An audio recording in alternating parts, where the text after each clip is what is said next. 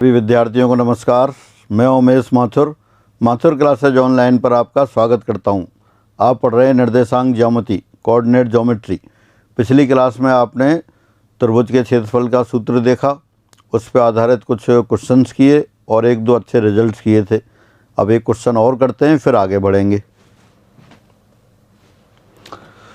यदि तीन बिंदु P 3,1, Q 6,5 और R X, Y इस प्रकार हैं कि angle PQR equal to 90 degree और त्रिभुज RPQ का क्षेत्रफल 7 वर्ग इकाई है, तो ऐसे R बिंदुओं की संख्या होगी। Again, if 3 points P 3,1, Q 6,5 and capital R X, Y are of such that angle PQR equal to 90 degree and area of triangle RPQ is 7 square unit, then number of such R points is।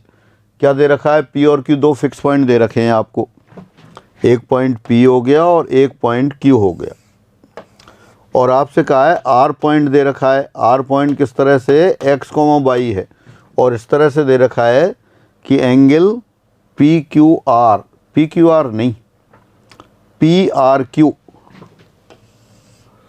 Angle PRQ equal to 90 degree. ये 90 degree है।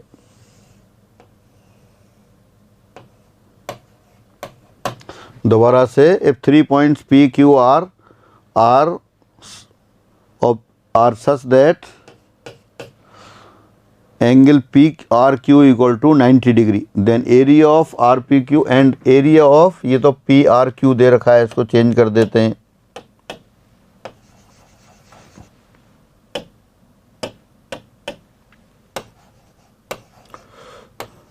Angle PRQ equal to 90 degree and area of triangle RPQ is 7 square unit. Then number of such R points is।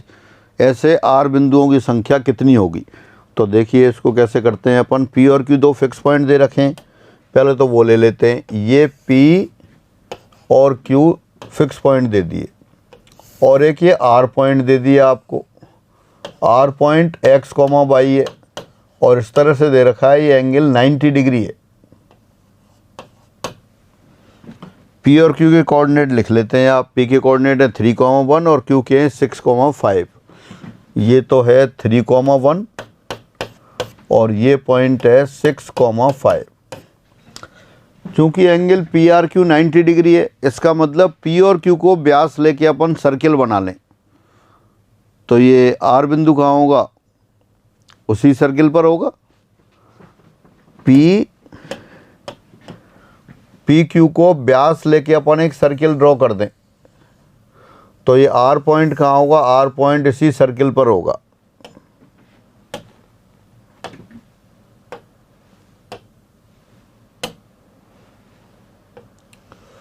क्योंकि आप पहले से जानते हैं कि व्यास के द्वारा या व्यास के सिरों को वृत्त के किसी भी बिंदु से मिला दें, जो एंगल बनेगा वो 90 डिग्री बनेगा। तो अब यही कॉन्सेप्ट काम में लेते हैं। सिंस एंगल PRQ बराबर 90 डिग्री, इसका मतलब क्या है? देयरफॉर बिंदु R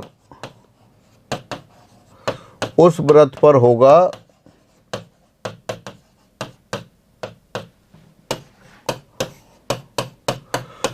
जो PQ को व्यास मानकर खींचा गया है।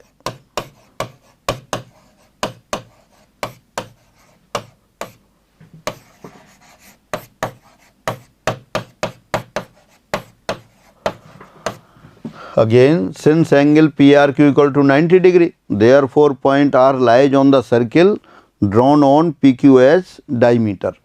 PQ को डायमीटर लेके जो आपने सर्किल ड्रॉ करेंगे, R बिंदु उस पर ही होगा।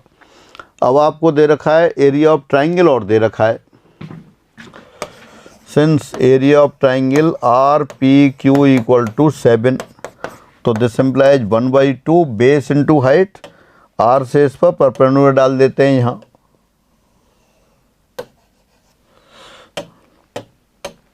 देयरफॉर 1/2 PQ इंटू RM बराबर 7।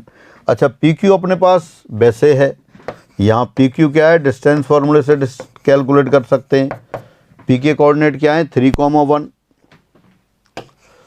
और क्यू के कोऑर्डिनेट क्या है 6,5। तो पी क्यू डिस्टेंस लेंगे अपन 6 - 3 3 स्क्वायर, 5 - 1 4 स्क्वायर, तो कितना हो गया ये 25 √25 5 आ गया, यानी कि पी क्यू इक्वल टू 5। और जो 5 आया है ये सर्किल का व्यास है, तो देयरफॉर वृत्त की त्रिज्या रेडियस, वृत्त की त्रिज्या आर मान लेते हैं कितनी हो गई, ये 2.5 हो गई। पी क्यू आपने अलग से कैलकुलेट करके रख लिया। पी क्या था, पी पॉइंट दे रखा था आपको 3,1 और क्यू पॉइंट दे रखा था 6,5। 3,1 और 6,5 के बीच की डिस्टेंस निकाली आपने डिस्टेंस फार्मूले से, 5 आ गई। यानी पी क्यू को जो व्यास लेके सर्किल बना रहे हो, सर्किल का व्यास 5 है, तो रेडियस कितनी आ गई 2.5 आ गई। दोबारा क्वेश्चन पर आते हैं। क्वेश्चन क्या है, area of triangle R P Q बराबर 7 दे रखा है, तब आपको आर की कितनी पोजीशन होंगी वो पता करना है। तो हाफ बेस इनटू हाइट ये लिख दिया, तो ये हाफ 2 तो साइड ले गए, पी क्यू की जगह लिख दिया आपको 5 × आर एम, और ये हो गया 14, यानी कि आर एम बराबर आ गया 14/5, 14/5 यानी कि 2.8 आ गया, 2.8। अब जो आर एम आया, आर एम 2.8, लेकिन 2.8 तो रेडियस से भी ग्रेटर हो गया, therefore R M greater than radius. त्रिज्या, त्रिज्या कितनी थी अभी आपने निकाली थी 2.5, तो 2.5 से बड़ा आ गया, एक ये ऐसा रिजल्ट आ गया। अब आप ये बताएं कि ऐसा पॉइंट पॉसिबल है क्या, सर्किल का व्यास पर सर्किल के किसी भी बिंदु से लंब डाल दें तो वो लंब की लंबाई ज़्यादा से ज़्यादा त्रिज्या के बराबर ही होगी, त्रिज्या से बड़ी कैसे हो जाएगी, त्रिज्या से बड़ी तो संभव ही नहीं है। मैं दोबारा फिगर बनाता हूँ, ये आपका सर्किल, ये पी क्यू, और आर पॉइंट कहाँ है, आर पॉइंट ये रहा आपके पास। आर के कोऑर्डिनेट हैं x, y, आर से यहाँ पे लंब डाल दिया आपने आर एम, और ये ट्रायंगल बना दिया आपने।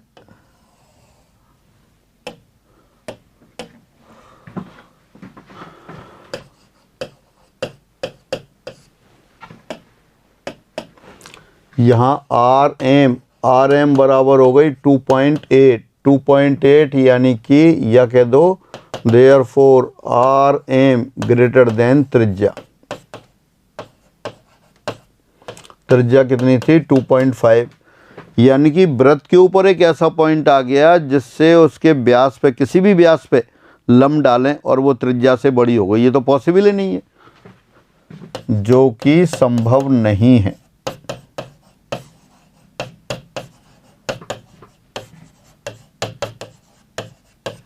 इसलिए आर जैसे बिंदुओं की संख्या 0,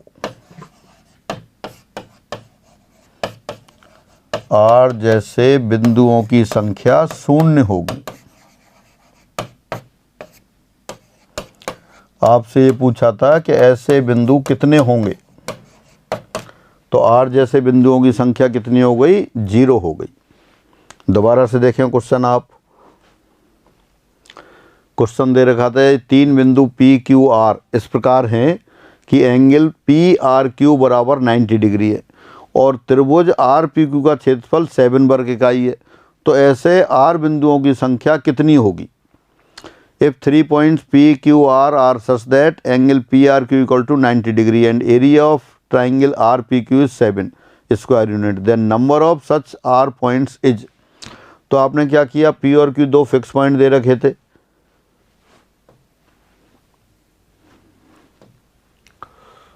P और Q दो फिक्स पॉइंट दे रखे थे और R पॉइंट ऐसा था कि P R Q equal to 90 degree.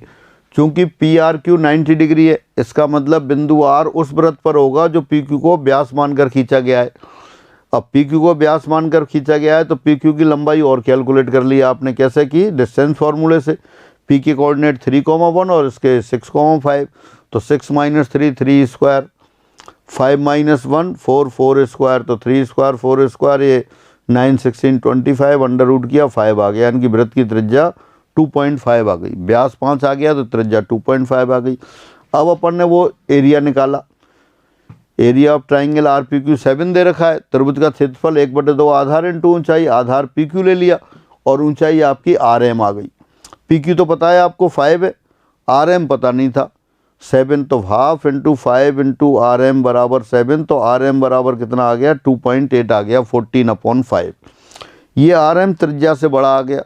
अब वृत्त के किसी बिंदु से वृत्त के व्यास पर ही लंब डालें, वो त्रिज्या से बड़ा तो संभव ही नहीं है। ज़्यादा से ज़्यादा कितना हो सकता है, ज़्यादा से ज़्यादा वो त्रिज्या के बराबर हो सकता है। और त्रिज्या के बराबर भी कब होगा, जब ये बिल्कुल सेंटर के ऊपर पॉइंट हो जाए। ये सेंटर है और ये पॉइंट यहाँ हो जाता है आपका आर, तब ये त्रिज्या के बराबर होगा। त्रिज्या से बड़ा होने का तो प्रश्न ही नहीं है। तो इसका मतलब आर जैसे बिंदुओं की संख्या क्या हो जाएगी, 0 हो जाएगी। हाँ, अगर इसी क्वेश्चन में करते आप और ऐसा आ जाता कि आर एम त्रिज्या के बराबर होती, इस क्वेश्चन में आर एम 2.5 आ जाती, तो अपन कहते हैं कि आर जैसे बिंदुओं की संख्या 2 होगी। 2 कब हो जाती, एक तो ये ऊपर और एक इसके नीचे पॉइंट हो जाता।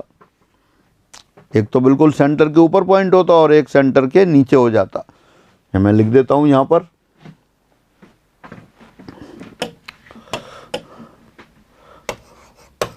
यदि आर एम बराबर त्रिज्या होती तब आर जैसे बिंदुओं की संख्या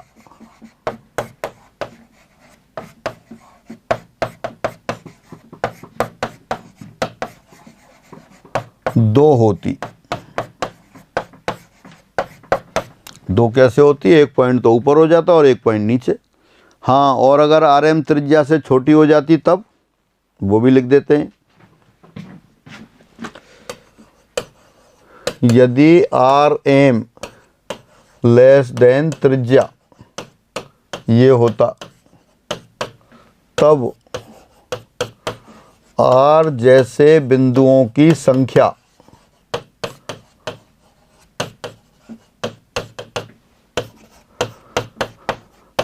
कितनी होती, वो मैं जगह छोड़ता हूं, दोबारा फिगर बनाते हैं। ये आपका सर्किल, ये व्यास पी क्यू और ये पॉइंट आर, ये पॉइंट अपन आर ले लिया, यहाँ से लंब डाल दिया आर एम। अब अगर आर एम त्रिज्या से छोटा होता, त्रिज्या से छोटा, जो आर एम ऊपर दिखाई दे रहा है वो नीचे भी आ जाता, एक आर यहाँ आता और इसी हाइट पर एक आर इधर हो जाता और इसी हाइट पर एक आर नीचे हो जाता। यानी कि ये पॉइंट हो जाता R1, ये हो जाता R2, ये वाला हो जाता R3 और ये वाला हो जाता R4। तो R जैसे बिंदुओं की संख्या 4 होती। अगर अपन कैलकुलेट करते RM और वो त्रिज्या से छोटा हो जाता, RM त्रिज्या कितनी थी 2.5 और RM अपना 2.4 आ जाता, 2.3 आ जाता, तो एक पॉइंट तो ये होता ऊपर। एक ट्राइंगल कौन सा बनता है, ये वाला ट्राइंगल बन जाता आपका। एक ट्राइंगल ये बन जाता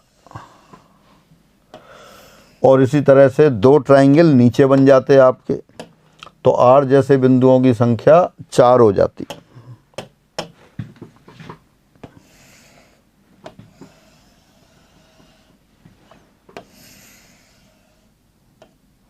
ये भी क्वेश्चन पूछा जा सकता है। तो फाइनली ये हुआ जो अपना क्वेश्चन दे रखा था उसमें तो R जैसे बिंदुओं की संख्या 0, क्योंकि RM आपने निकाला त्रिज्या से बड़ी हो गई, जो संभव नहीं है। हाँ, अगर त्रिज्या के बराबर आती तो 2 बिंदु संभव होते, एक केंद्र के बिल्कुल ऊपर और एक नीचे।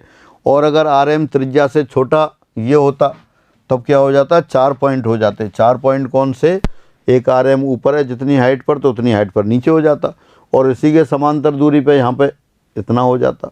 तो इस तरह से 4 पॉइंट आते। तो आपके क्वेश्चन का आंसर 0 आ गया। फिर आगे बढ़ते हैं। तीन बिंदुओं के समरेख होने का प्रतिबंध, condition of collinearity of 3 points.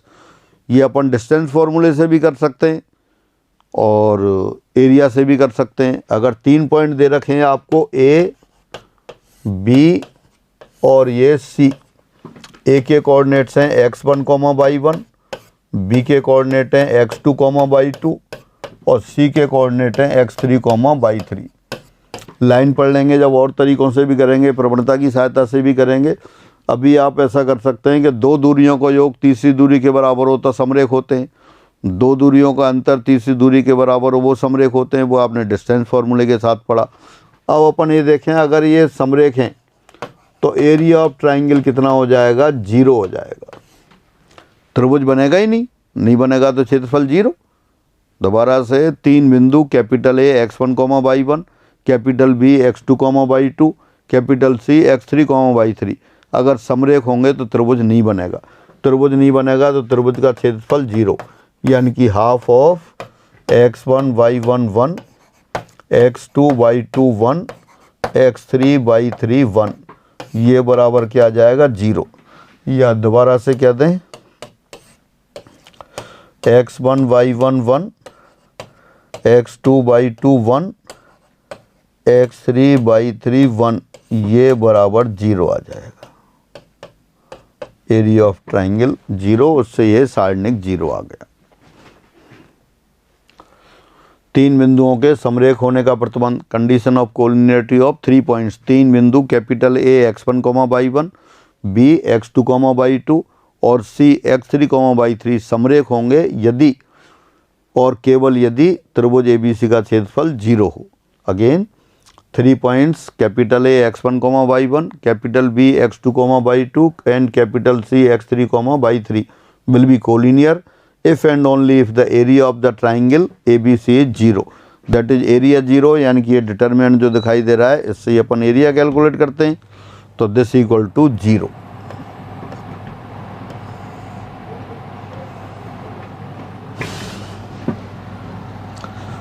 फिर एग्जाम्पल, यदि बिंदु 5, 5, 10, k और -5, 1 समरेख हों तो k का मान ज्ञात कीजिए। If 3 points 5, 5, 10, k and -5, 1 are collinear, then find the value of k। दिए बिंदु समरेखीय हैं, कोलिनियर हैं,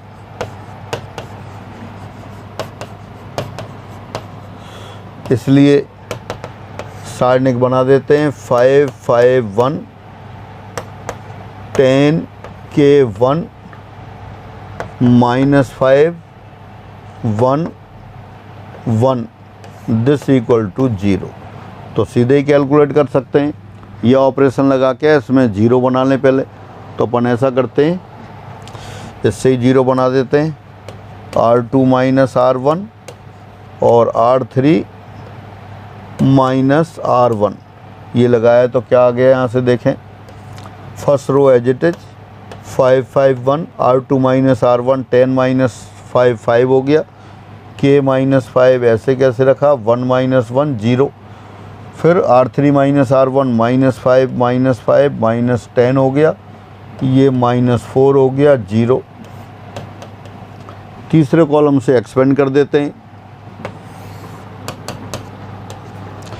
क्या हो गया, 1 × 5 × -4 यानी कि -20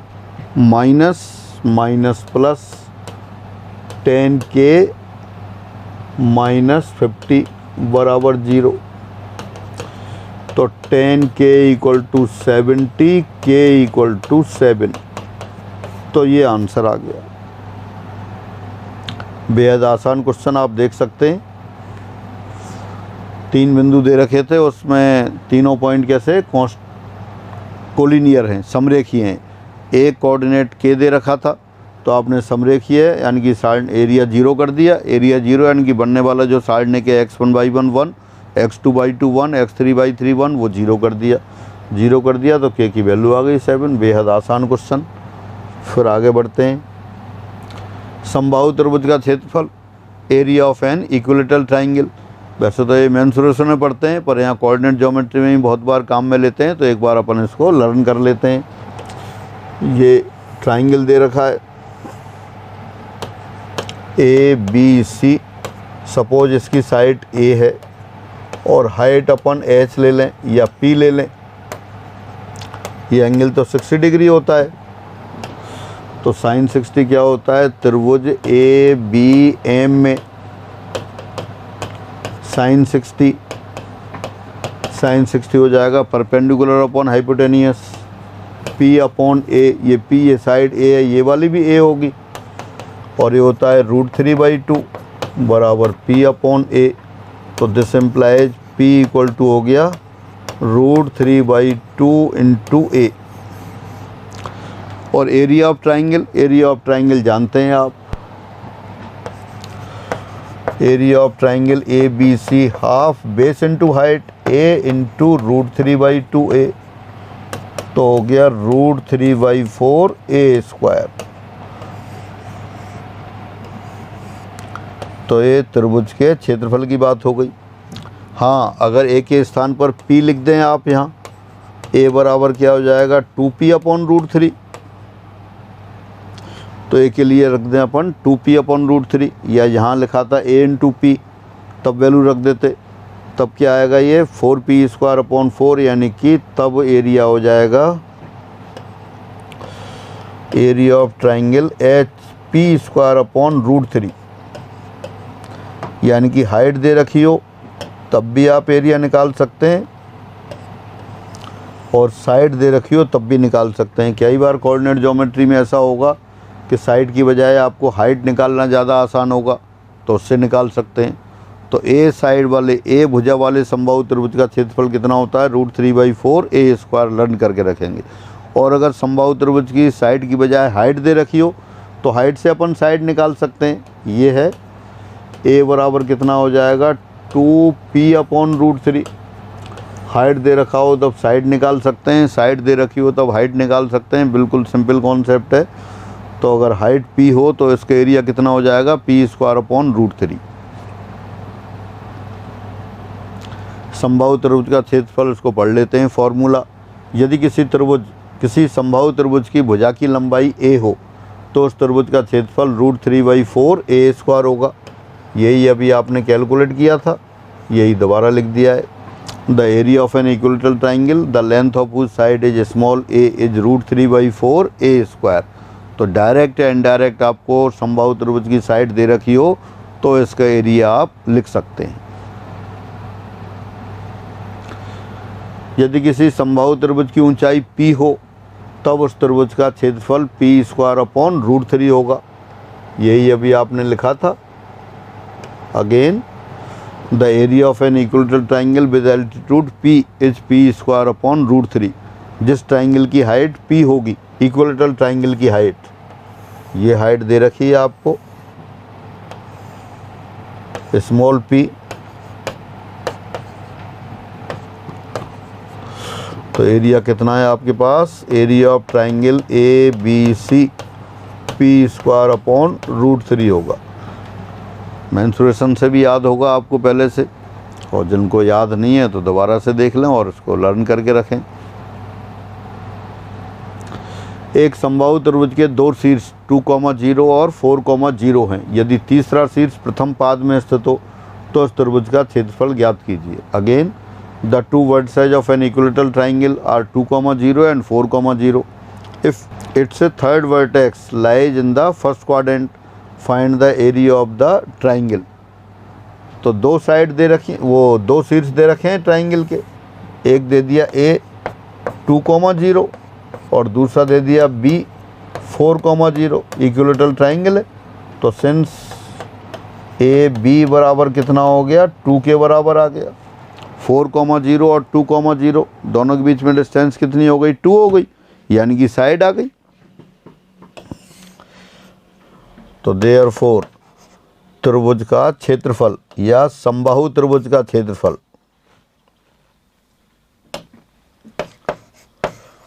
समबाहु त्रिभुज जिसकी भुजा दे दी आपको कितनी है, 2 है, जिसकी भुजा 2 है का क्षेत्रफल, आपको तो बहुत अच्छी तरह से याद है फॉर्मूला, तो वो लिख देते हैं। क्या है फॉर्मूला, √3/4 इंटू ए स्क्वायर यानी कि 2 स्क्वायर, तो √3 स्क्वायर यूनिट आ गया। दो शीर्ष 2,0 और 4,0 हैं। 2,0 और 4,0 दोनों के बीच की डिस्टेंस कितनी आ गई, आसानी से 2 आपके पास आ गई, तो ये डिस्टेंस आ गई, तो यानी कि साइड आ गई। अब वो शीर्ष कह रहा है प्रथम पाद में, अरे किसी पाद में हो, प्रथम पाद में हो, द्वितीय पाद में हो, उससे क्या लेना देना है, अपन को तो सिर्फ एक भुजा चाहिए थी। ये आपकी जैसे 2 और ये 2 क्या, ये ए बी, ये साइड आपकी 2 है। अब ट्राइंगल ऊपर शीर्ष बना दें चाहे नीचे बना दें, कहीं भी हो, तो उसको कोई लेना देना नहीं है। आपको तो साइड आ गई, साइड कितनी आ गई 2, तो उसका क्षेत्रफल हो गया √3/4 इंटू 2 स्क्वायर यानी कि √3 स्क्वायर यूनिट।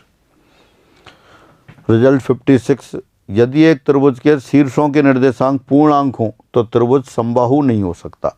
बहुत बढ़िया रिजल्ट है, सीधे सीधे क्वेश्चन आ जाते हैं, रीजनिंग वाले क्वेश्चन बनते हैं, आप याद करके रखेंगे।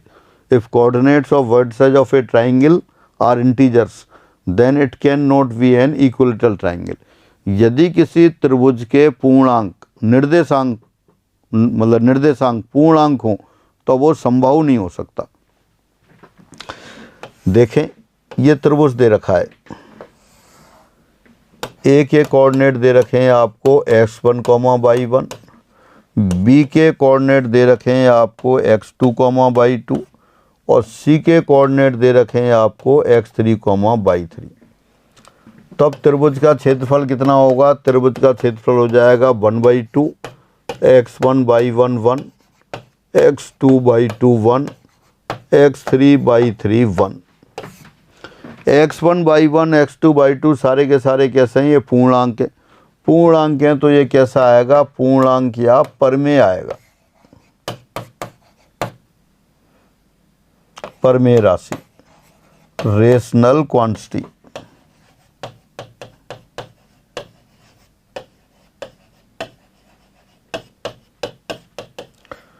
परमेय क्यों आएगा, क्योंकि इसमें सारे जो x1/1 x2/2 x3/3 तो इंटीजर्स है, इंटीजर्स हैं, तो ये तो हमेशा कैसे आएगा, या तो पूर्णांक आएगा या रेशनल नंबर आएगा, समथिंग अपॉन 2। लेकिन समबाहु त्रिभुज का क्षेत्रफल तो क्या होता है, ये आपने याद कर रखा है, वो होता है √3/4 ए स्क्वायर। ये अपरमेय राशि है, रेशनल क्वांटिटी है, तो ये कभी बराबर हो ही नहीं सकते।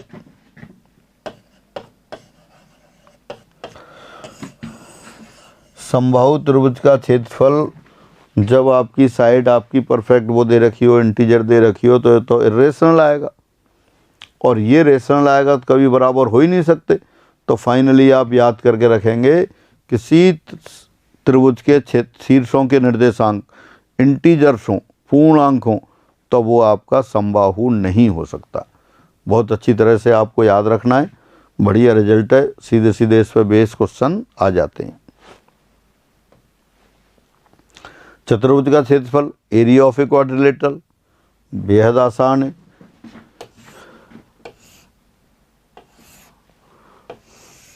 ए बी सी डी चतुर्भुज दे दिया। ए के कोऑर्डिनेट दे दिए x1, y1, बी के कोऑर्डिनेट दे दिए x2, y2, सी के कोऑर्डिनेट दे दिए x3, y3 और डी के कोऑर्डिनेट दे दिए x4, y4। कोई भी पॉलीगन हो या चतुर्भुज दे रखा है, उसका क्षेत्रफल निकालना है, तो आप क्या करें, त्रिभुजों में बांट लें उसको। आप ए और सी को मिला दिया, ए और सी को मिला दिया, यानी ए बी सी एक त्रिभुज बन गया, ए सी डी दूसरा त्रिभुज बन गया। तो इस चतुर्भुज का क्षेत्रफल कितना आएगा, त्रिभुज ए बी सी का क्षेत्रफल प्लस त्रिभुज ए सी डी का क्षेत्रफल। और त्रिभुज का क्षेत्रफल निकालना तो आता है आपको, 3 पॉइंट x1/1 x2/2 x3/3 दे रखे हैं, तो क्षेत्रफल 1/2 modulus x1 bracket by 2 minus by 3 plus x2 bracket by 3 minus by 1 plus x3 bracket by 1 minus by 2, या सारणिक बना देंगे। तो इसका क्षेत्रफल भी निकालें, इसका भी निकालें। फाइनल निकालने के बाद क्या आ जाएगा वो मैं लिख देता हूँ। तो चतुर्भुज ABCD का क्षेत्रफल तो कितना आएगा 1/2, फिर modulus x1/2 minus x2/1 plus x2/3 minus x3/2 plus x3/4 minus x4/3 और प्लस x4/1 माइनस x1/4, और ये फिर मॉडुलस साइन लगा दिया। तो चतुर्भुज का क्षेत्रफल आ गया। चतुर्भुज ABCD जिसके शीर्षों के निर्देशांक x1/1, x2/2, x3/3, x4/4 हों, तो उसका क्षेत्रफल का फॉर्मूला ये आ गया। क्या है? Half mod of x1/2 minus x2/1 plus x2/3 minus x3/2 plus x3/4 minus x4/3 plus x4/1 minus x1/4, ये इसका क्षेत्रफल आ गया। तो याद रखेंगे और प्रूफ करने के लिए दो त्रिभुजों में बांट दिया, दोनों त्रिभुजों का अलग अलग क्षेत्रफल निकाल लेंगे आप। दोबारा से पढ़ लेते हैं। चतुर्भुज का क्षेत्रफल एरिया ऑफ ए क्वाड्रिलेटरल। यदि एक चतुर्भुज ABCD के शीर्ष capital A x1,y1, capital B x2,y2, capital C x3,y3 और D x4,y4 हों, तो चतुर्भुज का क्षेत्रफल half of modulus x1/2 minus x2/1 plus x2/3 minus x3/2 plus x3/4 minus x4/3 plus x4/1 minus x1/4 होगा। Again area of a quadrilateral ABCD whose vertices are ABCD is given by half of x1/2 minus x2/1 plus x2/3 minus x3/2 plus x3/4 minus x4/3 और plus x4/1 minus x1/4, ये आएगा। तो इस तरह से आपके चतुर्भुज का क्षेत्रफल आ गया। बिंदुओं, अब एग्जाम्पल 57, बिंदुओं -4,2, 3,-5, 6,-2, 1,7 से बनने वाले चतुर्भुज का क्षेत्रफल ज्ञात कीजिए। Find the area of a quadrilateral whose vertices are -4,2, 3,-5, 6,-2 and 1,7। बिल्कुल सिंपल फॉर्मूला ओरिएंटेड क्वेश्चन, तो उसमें रख देते हैं। देखिए मैं डायरेक्ट लिख देता हूँ यहाँ क्षेत्रफल, चतुर्भुज का क्षेत्रफल एरिया ऑफ क्वाड्रिलेटरल, हाफ तो आउटसाइड ले लिया। x1 पहला पॉइंट क्या है, x1/1 -4,2, तो आपने लिखा x1 -4 इंटू बाई टू कितना है -5 माइनस पहला ब्रैकेट चल रहा है x1/2 माइनस x2/1, x2 कितना है 3 और y1 कितना है 2, ये आ गया। x1/2 माइनस x2/1, फिर क्या लिखेंगे प्लस x2/3, x2 कौन सा है 3 into by 3 -2 minus x3 into by 2 -5 plus x1/2 वाला आ गया, फिर x2/3 आ गया। अब x3/4, x3 कितना है 6 और बाई 4 कितना है आपका, फिर by 4 7, x into 7 minus x3/4 minus x4 कितना है 1 इंटू बाई 3 -2 आ गया। फिर लिखेंगे x4/1, x4 कितना है 1 है, x4/1 2 है माइनस x1 -4 इंटू बाई 4 वो 7 हो गया मॉडुलस। दोबारा से देखें क्या था क्षेत्रफल, एक बार मिला लेते हैं क्योंकि मिस्टेक हो गई तो फिर कैलकुलेशन बिगड़ जाती है। x1 -4 बाई 2 -5 माइनस x2/1 फिर x2/3 minus x three by two plus x three by four minus x three by four, फिर minus x four by three plus x four one x four by one minus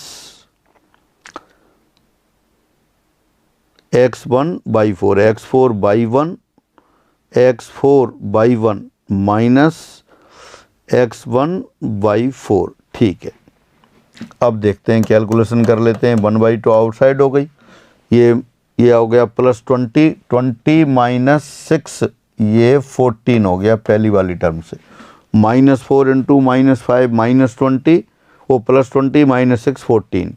फिर यहाँ देखते हैं minus 6 और वहाँ आ गया minus 6 और plus 30 यानी कि प्लस 24। फिर यहाँ से देखते हैं 6 7 जा 42, 42 प्लस 2 वो आपका 44, 2 और ये 28 प्लस 30।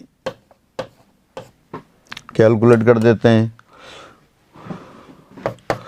हाँ 14 और ये 24, 38, 38 4 42, 42 82, 82 13 यानी कि 1 1 12, 1 1 2 यानी कि 56 स्क्वायर यूनिट, 56 वर्ग इकाई। वैसे सही हुई है कैलकुलेशन, फिर भी कहीं कोई मिस्टेक हो जाए तो आप चेक कर लेंगे और इसको फिर अपने आप करेक्शन कर लेंगे। दोबारा से देखें, बिल्कुल फॉर्मूला ओरिएंटेड क्वेश्चन। बिंदुओं -4,2, 3,-5, 6,-2 और 1,7 से बनने वाले चतुर्भुज का क्षेत्रफल ज्ञात कीजिए। Find the area of the quadrilateral, area of a quadrilateral whose vertices are this this this and this. अच्छा, ये अपन ने चतुर्भुज का फॉर्मूला लगा दिया। अब आप इसको सब लोग दोबारा से करेंगे घर पे।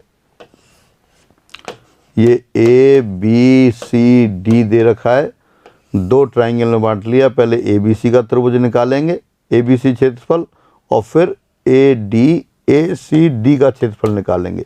दोनों को ऐड कर देंगे, वो 56। दोनों ही वो दूसरी तरीके से भी इसलिए भी कर सकते हैं, कई बार चतुर्भुज का फॉर्मूला याद नहीं रहे तो उसकी सहायता से आप कर सकते हैं। तो आप सब लोग इसको डबल त्रिभुज में कन्वर्ट करके फिर करेंगे। बहुभुज का क्षेत्रफल, एरिया ऑफ ए पॉलीगन। अभी तो क्या दे रखा था, चतुर्भुज दे रखा था, चार भुज दे रखे थे। पंचभुज हो सकता है, हेक्सागन हो सकता है, षटभुज, सप्तभुज हो सकता है, अष्टभुज हो सकता है, कोई भी हो सकता है। इतने बड़े क्वेश्चन अपने यहाँ नहीं आते, लेकिन फॉर्मूला आपको पता होना चाहिए। तो बहुभुज का क्षेत्रफल क्या लिख देता हूँ, n भुजाओं वाले बहुभुज, n भुजाओं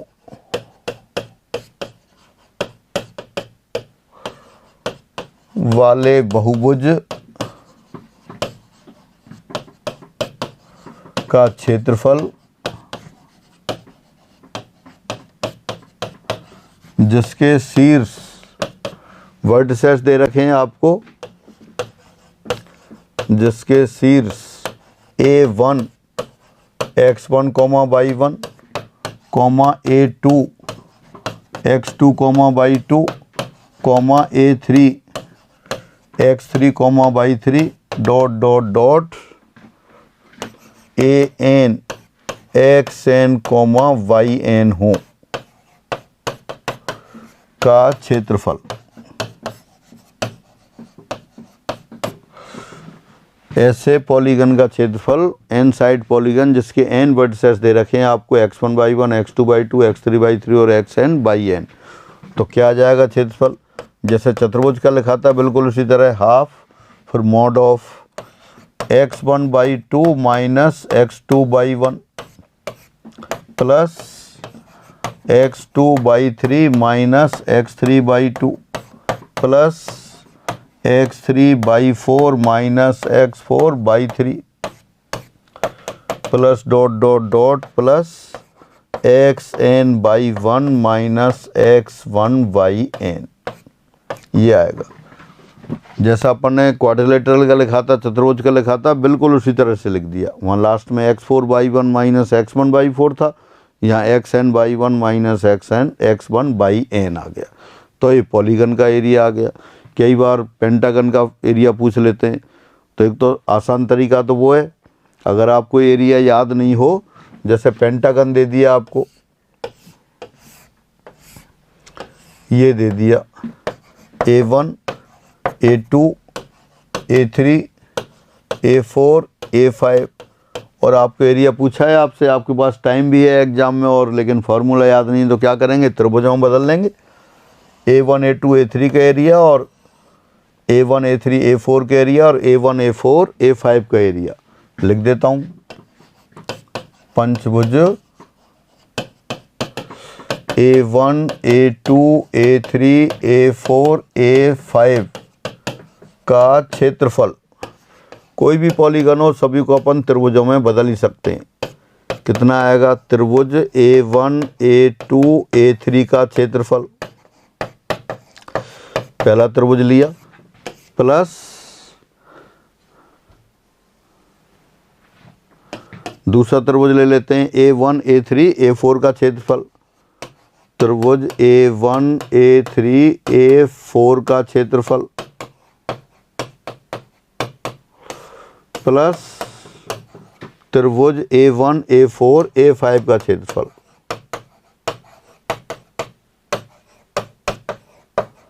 इसका क्षेत्रफल, तीनों क्षेत्रफल को मिला देंगे तो कोई फॉर्मूला नहीं भी याद हो तब भी कोई दिक्कत नहीं है, इसकी सहायता से कर लेंगे। और बाकी एरिया क्या है, बिल्कुल आसान सा एरिया था, उससे आप कर ही सकते हैं।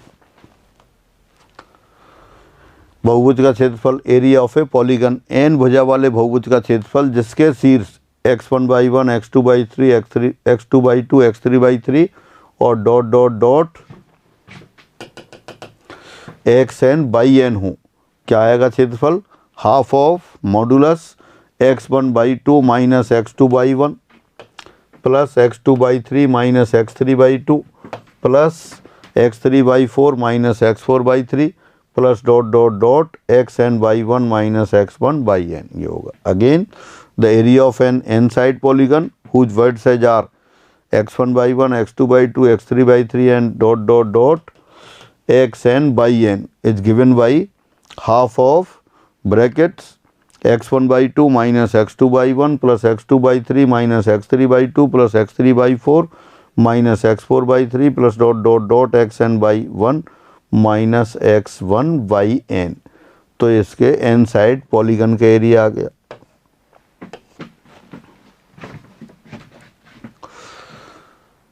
फॉर्मूला 58, वर्ग जिसके एक विकर्ण के सिरे x1/1 और x2/2 हो का क्षेत्रफल x1 minus x2 whole square plus y1 minus y2 whole square upon 2 होता है।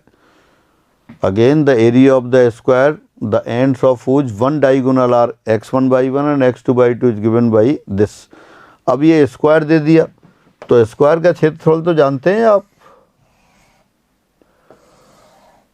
ABCD ये स्क्वायर दे रखा है आपको, और वर्ग का क्षेत्रफल भुजा का स्क्वायर होता है। ABCD का क्षेत्रफल कितना होता है, वर्ग ABCD का क्षेत्रफल। सपोज ये साइड A हो तो अपन बहुत पहले से जानते हैं A स्क्वायर के बराबर होता है, लेकिन यहाँ क्या है, आपको साइड नहीं पता, क्या पता है, फिर एक विकर्ण के सिरे दे रखे हैं।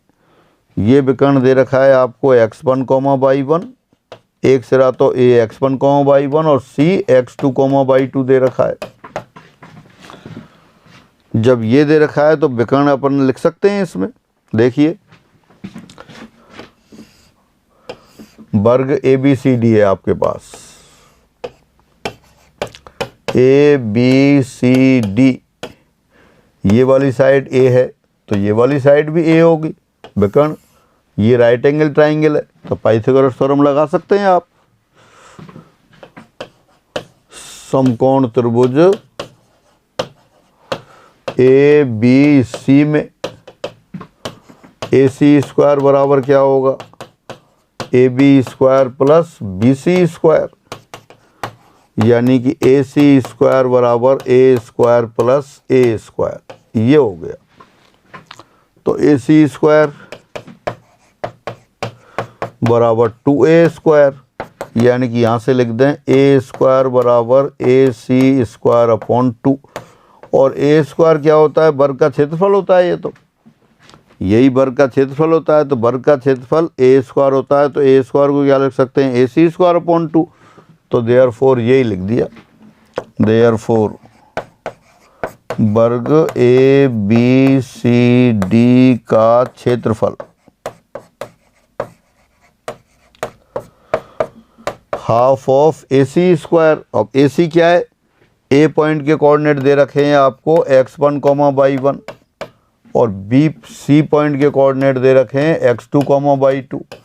दोनों एंड पॉइंट्स के कोऑर्डिनेट दे रखे हैं, डिस्टेंस फार्मूला आपको आता है, तो ए सी स्क्वायर लिख दें। कितना हो जाएगा ये,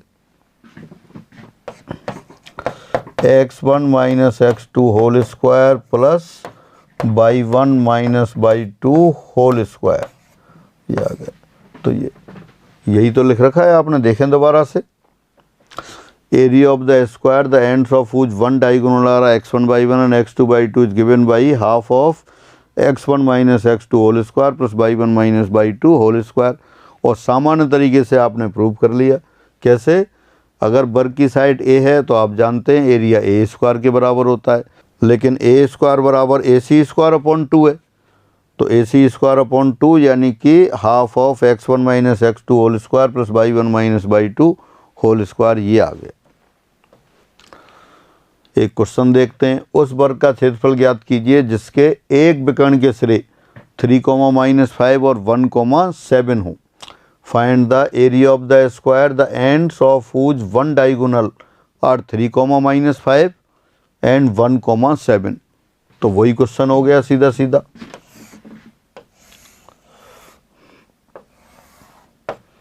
ये ए पॉइंट हो गया 3, -5, ये बी पॉइंट हो गया, ये सी पॉइंट हो गया 1, 7 और ये डी पॉइंट हो गया।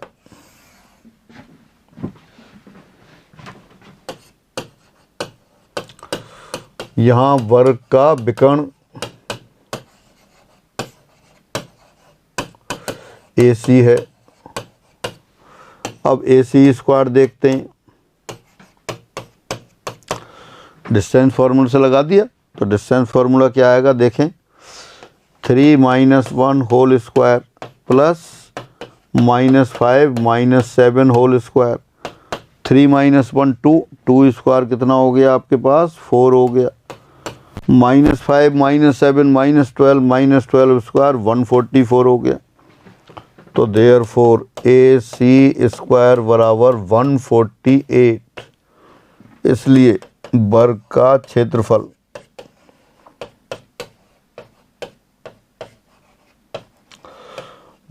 क्षेत्रफल कितना आ जाएगा, ये आ जाएगा ए सी स्क्वायर अपॉन 2 यानी कि 148 अपॉन 2 यानी कि ये 74 वर्ग का ही आ गया।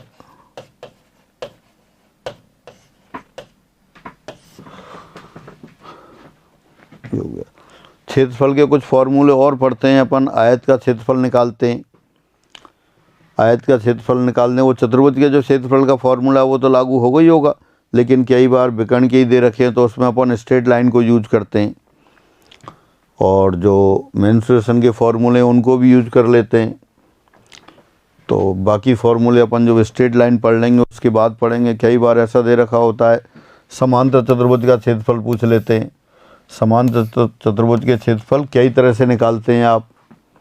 जैसे ये समांतर चतुर्भुज दे दिया सपोज आपको, ए बी सी डी, अपन लिख लेते हैं समांतर चतुर्भुज का क्षेत्रफल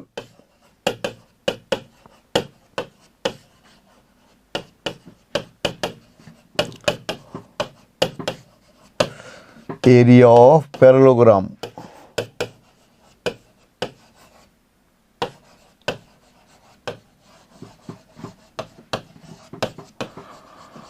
जो मेंसुरेशन वाले फॉर्मूले हैं वही काम आते हैं। समांतर चतुर्भुज का क्षेत्रफल कितना होता है, बेस इंटू हाइट, आधार इंटू ऊंचाई। तो जैसे हाइट, अब यहाँ से ऐसा करते हैं अपन, परपेंडिकुलर डाल देते हैं, ये परपेंडिकुलर डाल दिया, ये परपेंडिकुलर सपोज P1 है, और ये भी परपेंडिकुलर डाल सकते हैं आप, ये मान लेते हैं आप P2 है। तो समांतर चतुर्भुज का क्षेत्रफल कैसे लिखेंगे इसका अपन, समांतर चतुर्भुज ABCD का क्षेत्रफल, एरिया ऑफ पैरेललोग्राम, तो क्या आएगा, base into height AB into P। अगर ये साइड A दे रखी है P1 तो क्या लिख देंगे आप इसको, A इंटू P1 लिख देंगे, ये एरिया आ गया।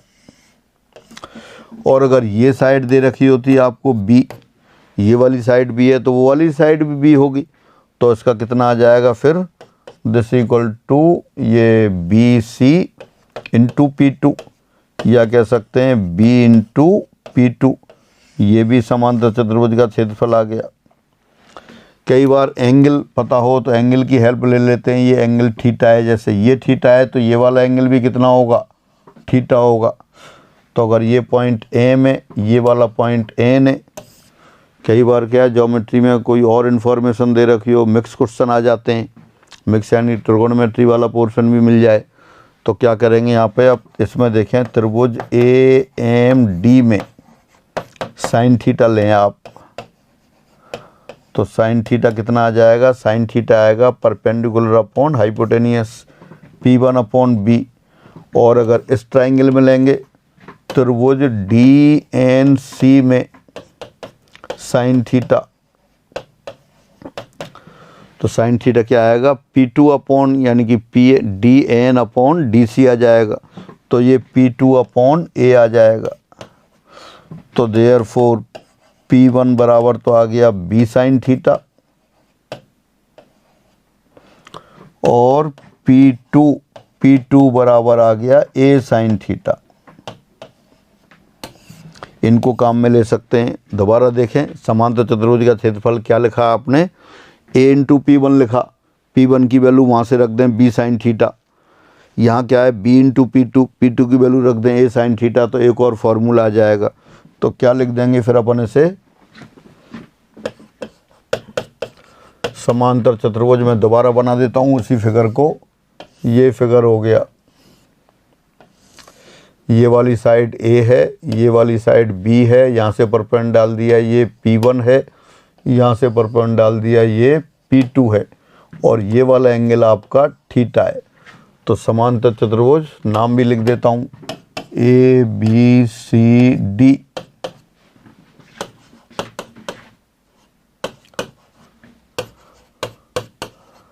का क्षेत्रफल कितना आ जाएगा, पहले तो लिखा आपने A into P1 number 1, second लिखा आपने B इंटू P2, और थर्ड P1 की वैल्यू लिख दें। P1 की वैल्यू यहाँ क्या दिखाई दे रही है, देखें P1 बराबर आ रहा है, P1 आ रहा है B साइन थीटा, तो यहाँ आ जाएगा A into B into sine theta. और अगर आप ऐसा करते इसमें A की वैल्यू रख देते, A इंटू P1 लिखा है, और A की वैल्यू कहाँ से रख दें, यहाँ से A बराबर क्या है P2 अपॉन साइन थीटा, तो ये क्या आ जाता, ये आ जाता अपने पास P1 P2 upon sine theta. इन क्वेश्चंस को अपन कहाँ, ये फॉर्मूले कहाँ काम में लेते हैं आप, उसमें काम में लेते हैं मेंसुरेशन में। लेकिन यहाँ क्या होगा, अभी अपन आगे पढ़ेंगे, स्ट्रेट लाइन पढ़ लेंगे तब कैसा होगा। ये आपको दे रखा होगा, दो लाइन की समीकरण दे रखी होंगी, और इधर पैरेलल लाइन दे रखी होगी, एक समीकरण ये दे रखी होगी, एक ये दे रखी होगी, मतलब समांतर रेखाओं के समीकरण दे रखे होंगे। फिर आपसे पूछेगा समांतर चतुर्भुज का क्षेत्रफल निकालो, तो समांतर चतुर्भुज के क्षेत्रफल में इनमें से कोई भी फॉर्मूला लगा देंगे। आपको डायरेक्ट या इनडायरेक्ट, जैसे समांतर रेखाएं दे रखी हैं तो उनके बीच की दूरी तो निकाल सकते हैं आप। ये समांतर रेखाएं हैं तो यहाँ से डिस्टेंस डाल देंगे तो ये P1 आ जाएगा, और यहाँ से परपेंड डाल देंगे इस पर तो ये P2 आ जाएगा। और रेखाओं के बीच में एंगल भी आप निकाल सकते होंगे। जब रेखाओं के समीकरण दे रखे होंगे तो रेखाओं के बीच की दूरी आप कैलकुलेट करना जानते हैं। जिनको याद नहीं है वो अभी सरल रेखा पढ़ेंगे तब जान जाएंगे। और रेखाओं के बीच में कोण भी निकाल सकते हैं, तो आप P1 P2 upon sine theta इसको लगा देंगे। ऐसे बहुत से न्यूमेरिकल बनते हैं। समांतर रेखाएं दे रखी होती हैं और कह देते हैं कि इनसे बनने वाले चतुर्भुज का क्षेत्रफल ज्ञात करो, या ये पूछ लेगा इनसे बनने वाला चतुर्भुज कौन सा है। समांतर चतुर्भुज है, समचतुर्भुज है, आयत है, वर्ग है, तो वो अपन उनकी सहायता से, मतलब वो तो डिस्टेंस वाले से निकालेंगे, लेकिन एरिया से और P1 P2 से भी पता कर लेंगे, और एरिया निकालना होगा तो इनकी सहायता से कर लेंगे। तो इस प्रकार आज आपने त्रिभुज का क्षेत्रफल देखा और त्रिभुज के क्षेत्रफल के कुछ स्पेशल क्वेश्चंस देखे, चतुर्भुज का क्षेत्रफल भी किया। तो आज की क्लास में अपन इतना ही रखते हैं, शेष फिर अगली क्लास में करते हैं। सभी को नमस्कार।